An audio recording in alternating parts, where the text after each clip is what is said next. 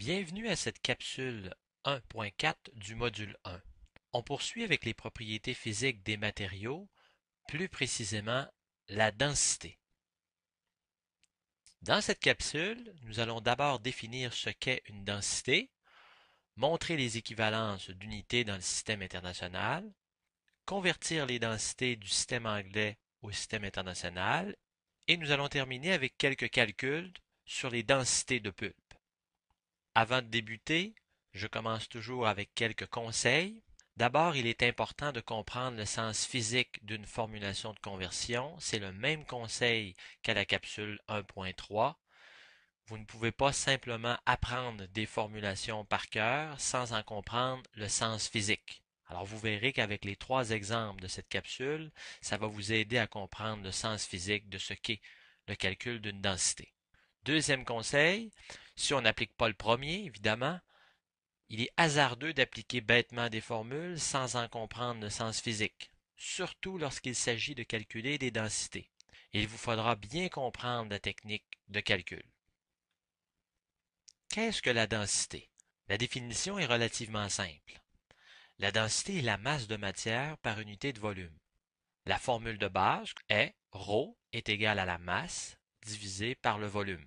C'est la formule générale. La densité s'exprime avec les unités suivantes.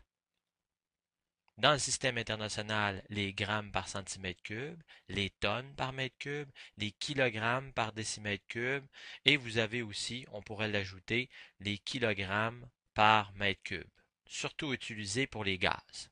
Dans le système anglais, nous avons les livres par pouce cube et les livres par pied cube. Cas numéro 1. Quelle est la valeur du facteur qui permet de passer d'une densité en grammes par centimètre cube vers des tonnes par mètre cube? Alors ce premier cas est pour vous exercer dans un même système d'unités, qui est le système d'unités international, d'être capable de trouver les équivalences entre des grammes par centimètre cube et des tonnes par mètre cube. Voici la solution. Selon la technique que nous avons vue ensemble à la capsule 1.2, nous avons nos unités de départ, juste ici, à gauche, qui sont des grammes par centimètre cube, et nous avons nos unités d'arrivée, qui sont des tonnes par mètre cube. Il nous faut passer des grammes par centimètre cube aux tonnes par mètre cube.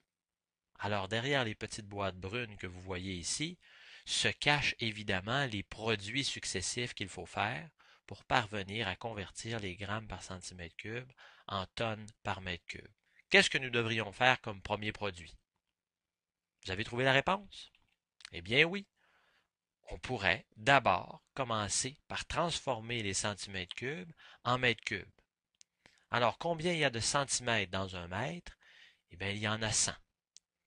Alors, 100 centimètres au cube divisé par 1 mètre cube, ça va nous permettre de canceller nos centimètres cubes.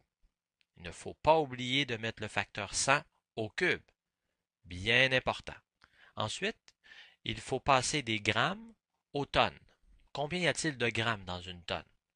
Il y en a 1 million, car s'il y a 1000 grammes dans 1 kilogramme, il y a aussi 1000 kilogrammes dans une tonne. Donc 1000 fois 1000 nous donne bien 1 million.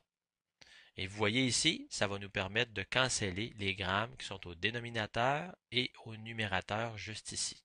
Avec quelles unités on se retrouve à la fin? Bien, nous avons des tonnes au numérateur et nous avons des mètres cubes au dénominateur.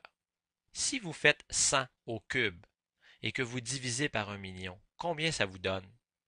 Faites-le sur votre calculatrice ou mentalement. Eh oui, vous allez donc trouver que le facteur de conversion entre des grammes par centimètre cube et des tonnes par mètre cube, c'est exactement 1. Si j'exprime une densité pour un acier de 7,8 grammes par centimètre cube, eh bien cette densité est de 7,8 tonnes par mètre cube. Le cas numéro 2 va vous faire pratiquer les conversions d'un système d'unité à un autre, c'est-à-dire du système d'unité anglais au système d'unité international. On vous demande de convertir une densité de 108,59 livres par pied cube en tonnes par mètre cube. Alors après avoir écouté la capsule 1.2, vous devriez être des experts en conversion d'unités. Alors on va le repratiquer avec cet exemple. Je commence à gauche en inscrivant mes unités de départ. Nous avons ici 108,59 livres par pied cube. Et nous avons nos unités terminales qui sont des tonnes par mètre cube, ce que nous désirons obtenir. Alors, par quoi est-ce qu'on commence? Nous avons des livres et nous avons des pieds cubes qu'il faut convertir. Première chose, on pourrait se débarrasser des livres qui sont au numérateur en multipliant par le facteur qui permet de convertir des livres en tonnes. Vous savez qu'il y a 2,204 livres par kilogramme et il y a 1000 kilogrammes dans une tonne. Donc, dans une tonne, il y aurait 2204 livres. En mettant ce facteur au dénominateur, ça va nous permettre de canceller les livres. Ensuite, il faut s'attaquer à la conversion des pieds cubes en mètres cubes. Alors, il y a combien de pouces dans un pied? Il y a 12 pouces dans un pied. Vous savez que dans un pouce, il y a 2,54 cm. Vous devez évidemment mettre le facteur au cube ainsi que les unités au cube. Voyez, ça avance notre travail. On est capable de simplifier les pieds cubes et on est capable de simplifier les pouces cubes. Qu'est-ce qu'il nous reste à faire comme dernier produit? De déterminer combien il y a de centimètres dans un mètre. Il y a toujours 100 centimètres dans un mètre et en le mettant au cube, nous allons pouvoir canceller les centimètres cubes. Ne pas oublier de mettre le 100 au cube. Même chose pour le 2,54 et même chose pour le 12 qui nous permettait de convertir les pieds en pouces. Vous faites les produits au numérateur, vous divisez par le produit total des variables au dénominateur et vous obtenez 1,7399 tonnes par mètre cube. Il est d'usage lorsqu'on calcule des densités de conserver entre 3 et 4 chiffres significatifs. Maintenant, si je vous posais une autre question, à quoi correspond cette densité? Seriez-vous capable de trouver cette densité sur un élément du tableau périodique? Alors, vous sortez votre tableau périodique et vous trouvez dans le carré ici, il y a un élément qui se rapproche beaucoup de cette densité, c'est le magnésium. Cas numéro 3,